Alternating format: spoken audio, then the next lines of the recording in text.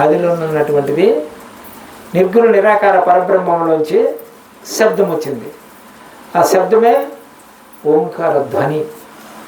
ఆ ధ్వని తరంగాల్లోంచే మహర్షులు శృతి అంటే విన్నది వాటిని ఛందోబద్ధం చేశారు. శృతి అంటే విని వాటిని మంత్రబద్ధం చేశారు. అవే వేదాలు. అంటే దానికి మూలం ఏంటి? శబ్ద బ్రహ్మము. ఆ శబ్ద బ్రహ్మం అంటే ఏమిటి? ఓంకారం. ఓంకారం నోటితో చెప్పేది కాదు. ఇప్పుడు మనం అరిచి చెప్పాము. ఎందుకు చెప్పాము? అర్థం కావడం కొరకు. అది కాదు, అది గౌను. తెలియని వాళ్ళ కొరకు అది చెయ్యాలి. తెలిసిన వాళ్ళకి వరకు ఏం చేయాలి? లోపల చెయ్యాలి. శబ్దం ఎక్కడి నుండి వస్తుంది? ఇప్పుడు మనకు కన్ను చూస్తుంది, చెవి వింటుంది, నోరు మాట్లాడుతుంది, స్పర్శ జ్ఞానం, శబ్ద స్పర్శ రూప రస గంధం, పంచ జ్ఞానేంద్రియాలు ఉన్నాయా లేవా? ఈ ఇంద్రియాలు ఎక్కడి నుండి, దాని మూలం ఎక్కడ? కన్ను చూస్తుంది కదా, చూసేది కన్నా. చెవి వింటుంది కదా, వినేది చెవే అని విచారణ చేయండి. డోంట్ డిఫెండ్ అని అదర్స్. ఇతరుల మీద ఆధారపడకూడదు. మనం యథార్థానికి విచారణ చేయాలి. చూసేదే కన్ను అయితే సచిన శవానికి కన్నుంది, మరి చెవి ఉంది. చూస్తున్నాడా? వింటున్నాడా? తింటే రుచి తెలుసుకుంటున్నాడా? ఇంద్రియాలు ఏమైనా పని చేస్తున్నాయా? మరి ఎవడు లేడు ఇప్పుడు? జీవుడు అంటే ఏమిటి? ఆత్మ అంటే ఏమిటి? వాయువు. వాయువు అంటే ఏమిటి? గాలి. అయితే ఇది ఎక్కడ పుట్టింది? ఆత్మన ప్రాణోపజాయితే. ఆత్మలోంచి ప్రాణం ఉద్భవించింది. అర్థమైందా? ప్రాణం అగ్ని. ప్రాణం ఏంటిది? అగ్ని. ప్రాణాగ్ని. అగ్ని ఈశ్వర. అదిగో అగ్ని ఏంటిది? ఈశ్వరుడు. ప్రాణాగ్ని అంటే మనం ఏం చేస్తున్నాం? వైదికంలోనూ 18 మండుగురు ఋత్విజ్ఞులు, వధువర్లు 2 యజ్ఞకర్తలు బాహ్యయజ్ఞం చేస్తారు. సమిధులు వేసి సుగంధ ద్రవ్యాలు వేసి. మనం ఏం చేస్తాము? ప్రాణాన్నే ఆహుతి చేసి ఇంద్రియాలన్నీ అందులో భస్మం చెయ్యాలి. ఇంద్రియాలన్నింటినీ కూడా కలిపి కట్టగట్టి వాటిలో భస్మం చెయ్యాలి. యోగాగ్ని దగ్ధ కర్మలు తమాహుతం పండితం బోధ అన్నారు. అందుకే భగవద్గీతలో స్వామి ఏమన్నారు? యోగం అన్నటువంటి అగ్ని చేత ఇంద్రియాలన్నింటినీ కూడా హోమం చేయాలి, అందులో వేల్చేయాలి, వాటి ప్రమేయం ఉండకూడదు. తమాహుతం అంటే తమస్సు అంటే ఏమిటి? అజ్ఞానం పోతుంది. బుధ అంటే ఎవరు? బుధులు అంటే జ్ఞానులు అని అర్థం. అందుకు యోగాగ్ని దగ్ధ కర్మలు తమాహుతం పండితం బుధ. అలాగే ఎవరు చేస్తున్నారా చెప్పండి? మనం భారతదేశంలో పుట్టాము, భగవద్గీత చదువుతున్నాం. మరి యోగం తెలియకపోయి అగ్ని రగిలించకుండా పండితుడు ఎడగవుతాడు? సమస్య ఎక్కడ పోతుంది? ఈ శ్లోకం ప్రకారంగా భగవద్గీత ఎవడు కూడా చదవనట్టే లెక్క. అంటే ఏంటి? పుస్తకం చదువుకుంటున్నాడు. 701 శ్లోకాన్ని ఏకరో పెట్టి చెప్తారు ఉపన్యాసాలు, కానీ యోగమే లేదు. యోగాగ్ని దగ్ధ కర్మలు. కర్మలు అంటే ఏమిటి? సంకల్పములు అని అర్థం. కర్మ కారణం. ఇప్పుడు ఈ కొండ మీద మనం రావడానికి కారణం మనస్సు. మనస్సు కారణం వాయువు. చెలే వాతే చెలే బిందు. వాయువు చెలుస్తుంటే మనస్సు చెలుస్తుంది, మనస్సు చెలుస్తుంటే వాయువు చెలుస్తుంది. అందుకు కొండ మీద తీసుకొచ్చి జడాలు ఎక్కడ పెట్టింది. ఈరోజు ఇక్కడ తిష్ట వేసి కూర్చుంది. ఇక్కడ మనం యజ్ఞం చేయాలి, ఏదో భగవద్ ఆరాధన చెయ్యాలి. మన వాళ్ళు పిలిచారు, అక్కడ 10 మంది గుమిగూడి ఇంత ప్రసాదం తీసుకొని యోగం చేసుకుందామని ఒక సంకల్పం కలిగింది. ఆ సంకల్పానికి కారణం వాయువు. అయితే వాయువు ఎక్కడ పుట్టింది? మరలా విచారణ. ఇది కాదు ఇది, ఇది కాదు ఇది, ఇది అని దాన్ని సిద్ధాంతం అంటారు. రూపాయికి నాకు తెలవక 99 పైసలు అన్నాను. ఈయన 80 పైసలు అంటాడు, ఈయన 70 పైసలు అంటాడు. కాదు 98 పైసలు అంటాడు. ఈయన ఎవరిదో ఒకరిదే సిద్ధాంతంగా అనదు కాదు. అలాగనే ఈ వేదాంతులందరూ కూడా సిద్ధాంతం ఒకరి దగ్గర ఉంటారు. బాగా గుర్తుంచుకోండి. 99 పైసలు నేనన్నా అది కాదు, 100 పైసలు రూపాయి. 80 పైసలు కాదు, 70 పైసలు కాదు, 88 పైసలు కూడా రూపాయి కాదు. అలాగనే ఈ పుస్తకాలు చదివి పూజలు చేశారు, ఇవేమి కూడా భగవంతుడిని పొందింపజేయవు. ఇవన్నీ కూడా మార్గాలు. అంటే భగవంతుడు ఉన్నాడు, భగవంతుడిని తెలుసుకోవాలి అని ఒక అన్వేషణ. ఈ అన్వేషణలోనూ మన శరీరాన్ని శుద్ధి చేసుకోవడం కొరకు మన ఆర్యులు అనేక కక్షల్లోనూ అనేక మార్గాలు చెప్పారు. ఇలాంటివి ఎన్ని ఉన్నాయంటే 1,25,000 మార్గాలు ఉన్నాయి. అవి కాదనడానికి లేదు. ఎందుకంటే ఎవడైనా ఏబిసిడీలు దిద్దుకొని ఐఏఎస్ ఆఫీసర్ అవుతాడు, కానీ ఏబిసిడీలు తీసి లేదు కదా. అలాగనే ఈ కర్మలన్నీ చేస్తూ చేస్తూ ఏదో ఒకనాటికి ఈ యోగం అన్నటువంటిది సరైనటువంటి మార్గం దొరుకుతుంది. మరి లేకపోతే మానస సరోవరంలో 8 ఏళ్ళు తపస్సు చేశారు, శ్రీశైలంలో 10 ఏళ్ళు తపస్సు చేశారు, శ్రీశైలంలో మానస సరోవరంలో 10 ఏళ్ళు తపస్సు చేశారు. ఇక్కడ గుడివాడ ఏదో ఉంది హైదరాబాద్ పోతుండగా అక్కడ 4 ఏళ్ళు తపస్సు చేసిన ఒక వ్యక్తి నా దగ్గరికి వచ్చి ఉపదేశం పొందాడు. ఏంటి దీని అర్థం? శ్రీశైలంలో 10 ఏళ్ళు చేశాడు, మానస సరోవరంలో 10 ఏళ్ళు చేశాడు. ఇక్కడ హైదరాబాద్ పోతున్న దారిలో గుడివాడ ఏదో ఉంది, అక్కడ 4 ఏళ్ళు తపస్సు చేశాడు. నా దగ్గరికి వచ్చి యోగం తీసుకున్నాడు. అలాగనే చార్ధామ అని చెప్పేసి మనకు బదరీరా ఇదేదో ఉంది కదా, కేదార్నాథ్ నుండి తిరుకోన స్వామి అని ఒకటి ఇచ్చాడు. అంటే పులులు చుట్టూ తిరుగుతుంటాయట. ఇప్పుడు చిన్న గుహ ఉంటే గుహలో ఉంటాడట. అతను సిఏ చదువుకున్నాడు, సాఫ్ట్వేర్ అకౌంట్ చదువుకున్నాడు. ఆ కుర్రాడు వచ్చి యోగం తీసుకున్నాడు. ఏంటి కదా, మరి మనం వెళ్ళి అక్కడ యోగం దొరుకుతుంది, మహాత్ములు ఉన్నారు కొండ గుహలని మనం అనుకుంటాం. వాళ్ళు ఇక్కడికి వచ్చారు. ఏంటి అర్థం అంటే ఆయనకి ఇచ్చి దొరకలేదు కాబట్టి వచ్చారు. అలాగనే స్వరూపానుసంధానం అని చెప్పి కైలాసాశ్రమం నుండి ఒక ఆయన వచ్చాడు. కైలాసాశ్రమంలో మేము 15-20 రోజులు ఉంటే అక్కడ ఒక 10-15 మంది పొందారు. దీని అర్థం ఏంటి? ఇది ఎవరికి దొరుకుతుందో ఎవరు చేస్తారో చెప్పలేము. ఎందుకు? బ్రహ్మ విద్య అంటే బ్రహ్మ విద్యలు అన్నారా, బ్రహ్మ విద్య అన్నారా? బ్రహ్మ విద్య అంటే ఎన్ని ఉన్నాయి? ఆ ఒకటే. ఈ సృష్టిలో జీవుడు ఎందరు ఉన్నారు? దేవుడు ఎందరు ఉన్నారు? మరి ఒకళ్ళు కలియడానికి మార్గాలు ఎన్ని ఉంటాయి? అయిపోయి వేదాంతం. మరి ఇంకెందుకు వేసుకోవచ్చు. ఆ ఒక జీవుడిని ఆ ఒక ఈశ్వరుడు ఉన్నాడు కాబట్టి వాళ్ళిద్దరికి ఐక్యం చేయడమే యోగం అంటే కలయిక అని అర్థం. ఇంకెందుకు ఈ బజార్ అంతాను? బజార్లో అన్నీ అవి ఇవి పండితులు అవి ఎందుకు ఈ పాండిత్యం మనకు అవసరమా చెప్పండి? మంచి బొమ్మ పెట్టారు, బ్రహ్మాండంగా ఉంది, గురుగారు ఆశ్రమం వెళ్తే అన్నాడు. ఇది కదా. అంతేగాని అక్కడ బండ సున్నా విద్య ఉందా లేదా అనేది ఎవరు చూడడం లేదు. ఆశ్రమంకి వెళ్తే మంచి భోజనం పెడుతున్నారా, చాలా చక్కగా ఉంది, మంచి వాతావరణం, బ్రహ్మాండంగా ఉందిరా అని చెప్పేసి చెప్తారు. ఏమని చెప్పాలి చెప్పండి? ఏ ఆశ్రమంకి వెళ్ళినా మీరు ఉత్తరాది వెళ్ళండి, పిలిచి భోజనాలు పెడతారు. చక్కటి సోలో వాళ్ళు రగ్గులు భోజనాలు పిలిచి పెడతారు, మంచిగా వస్తారు యోగుల్ని. కానీ విద్య లేదు.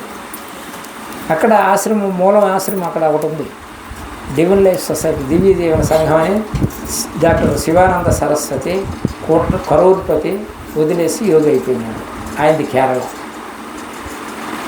ఆ ఆశ్రమంలో ప్రణవ స్వరూపానంద అనే ఒక అతను, శివానంద శిష్యుడు చిదానంద సావు బ్రతుకుల్లో ఉన్నాడు, డెహ్రాడూన్లో ఉన్నాడు. మేము వెళ్ళేటప్పుడు 2006లో వెళ్ళాము. ఆయనకు చూసుకుంటూ మేము ఆయన ఆశ్రమంలో వెళ్ళాము. ఎందుకు వెళ్ళామంటే సదాశివ యోగి అని డిగ్రీ చదువుకున్నాడు ఆ రోజుల్లో. మొన్ననే ఒక 2 సంవత్సరాలు అవుతుంది సమాధి అయ్యారు, జీవ సమాధి హంపి కమలాపురంలోనూ. ఆయన మన ఆశ్రమంకి వచ్చారు. డాక్టర్ శివానంద సరస్వతి, చిన్మయానంద, శివానంద పరమహంస వీళ్ళు ముగ్గురు కూర్చొని ఒక రూములో కూర్చొని సంభాషణ చేసుకున్నారంట. వాట్ ఈజ్ వాట్ అని. వాళ్ళు పెద్దవాళ్ళు. అప్పటికే సుమారుగా కొన్ని 100 పుస్తకాలు రాశారు డాక్టర్ శివానంద సరస్వతి. దివ్య జీవన సంఘం అంటే మంచి పేరు, పెద్ద పేరు మోసినటువంటి వారు. చిన్మయానంద అంటే టాప్ స్వామీజీ చిన్మయానంద. శివానంద పరమహంస మానస సరోవరం నుండి వచ్చి ముగ్గురు ఒక రూమ్లో కూర్చొని మాట్లాడుకున్నారని మాకు ఈ సదాశివ యోగీశ్వరులు ఎంటైర్ ఇండియా అంతా తిరిగాడు. గండలు ఓల్డ్ బిఏ చదువుకున్నాడు. నేను ఆ ఆశ్రమంలో ఉండేవాడిని, వాళ్ళు నన్ను బాగుగా చూసుకునేవారు. వీళ్ళంతా మాట్లాడుకొని అప్పటికి ఎంతో గొప్ప స్వామీజీలు ఇద్దరు కూడా శివానంద పరమహంస గారి దగ్గర ఈ విద్య తీసుకున్నారని నాకు చెప్పారు. అంటే ఈ విద్య ఎంత గొప్పదో చూడండి. ఇది నేను చెప్పడం కాదు, ఆయన ఆ రోజు మాకు చెప్పారు. ఆయన ఎంటైర్ ఇండియా అంతా తిరిగాడు, ఓల్డ్ బిఏ చదువుకున్నాడు. గండలు ఓ రోజు ఆయన ఒక ఆశ్రమంలో ఉంటే బలి చదువు అనుకున్నారట.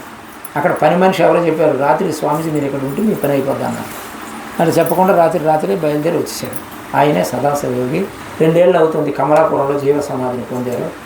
అంటే ఇది ఎంత గొప్ప విద్య చూడండి. డాక్టర్ శివానంద, దివ్య లైఫ్ సొసైటీ శివానంద సరస్వతి పెద్ద పేరు, దివ్య జీవన సంఘం అంటారు. ఆయన శిష్యుడు ఇక్కడ పెంట నుండి దేవానంద చిన్నస్వామి అని ఉంటారు, కొట్టపెంట. ఆయనకు వేల మంది శిష్యులు ఉన్నారు.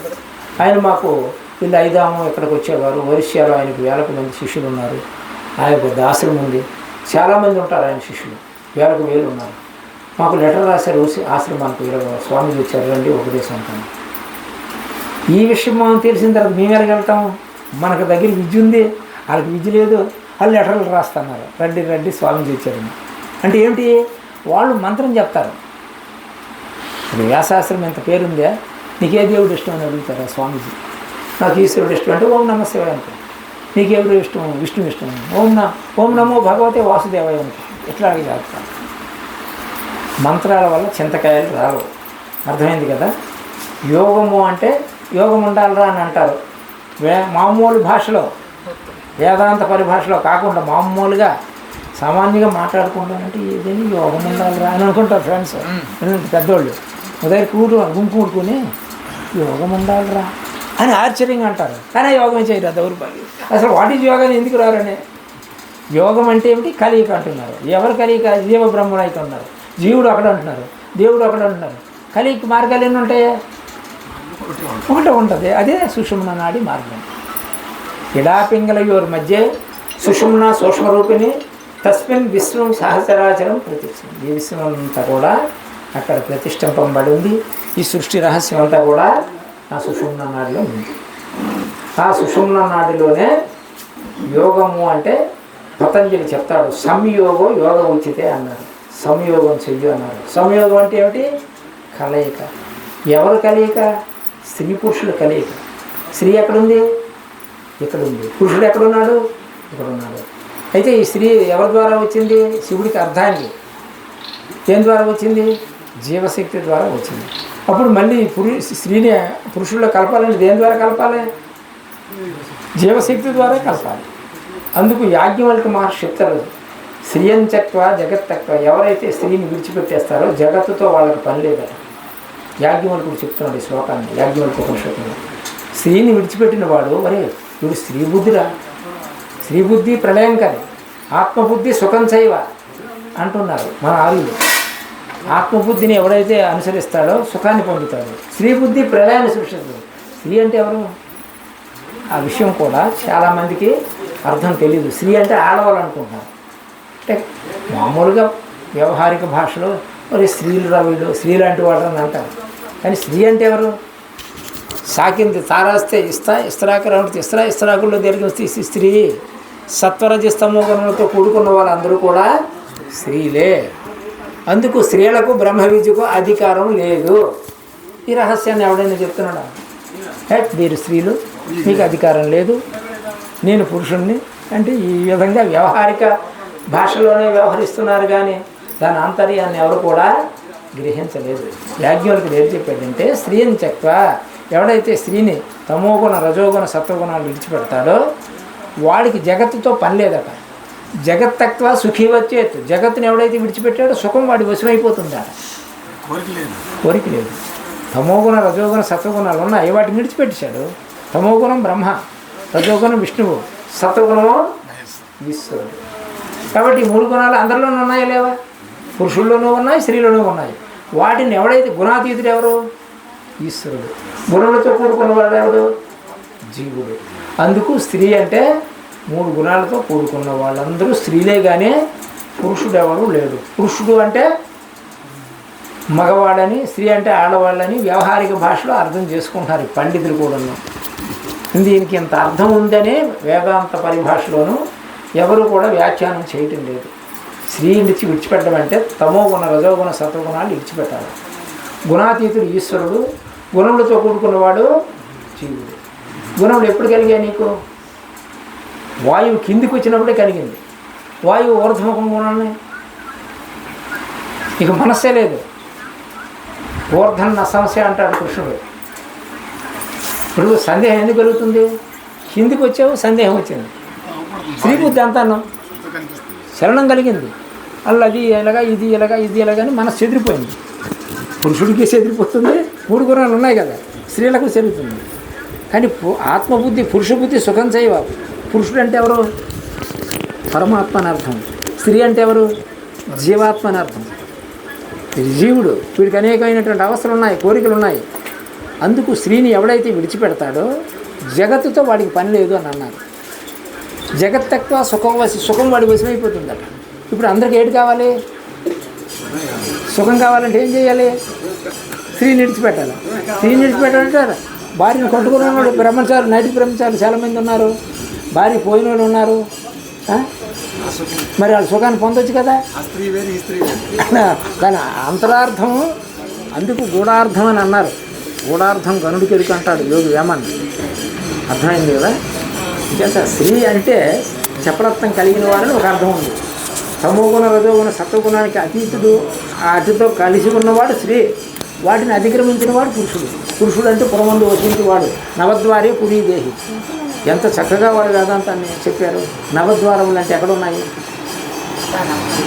నవద్వారములు అంటే 2 కండు రంధ్రాలు, 2 ముక్కు రంధ్రాలు, 2 చెవి రంధ్రాలు. ప్రతి మరి 2 ద్వారాలు. అంగుట్లో ఉన్న ఎవరు రాశారు?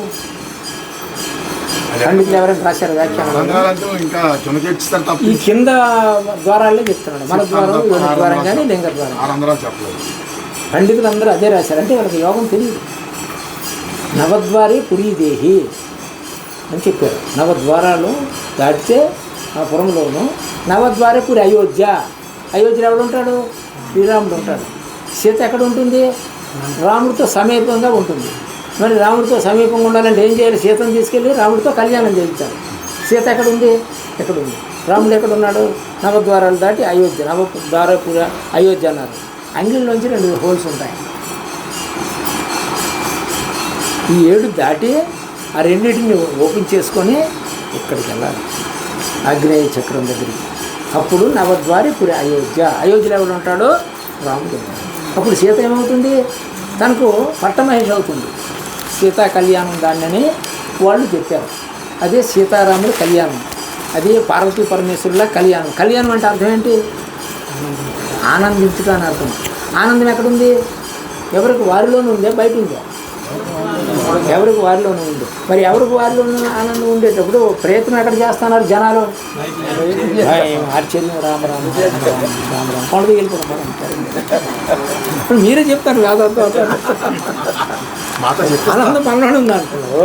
మరి మీరు అయినా అవ్వపని ఉందన్న చోటుకి వెతకాలి కదా. ఈరోజు ఈ ఫోన్ ఉంది, అలా స్వామి ఆశ్రమంలో పెట్టినాడు. ఇంతకెళ్ళి ఇక్కడ అంతా ఎత్తుతాడు, దొరుకుతుందా? మళ్ళీ ఎక్కడ పెట్టాడా స్వామి ఆశ్రమంలో, అక్కడికి వెళ్ళి ఈ ఫోన్ దొరుకుతుంది. అప్పుడు తన ఫోన్ తనకు దొరుకుతుంది. అలాగే ఆనందం ఎక్కడ ఉందని మనలో ఉంది అంటున్నారు. ఎతకడమేమో ఆ ఆశ్రమంలో తెలిసి ఇక్కడ ఎత్తుకుతున్నాడు. పెద్ద గొప్ప అంచేత ఏంటంటే ప్రతి ఒక్కడు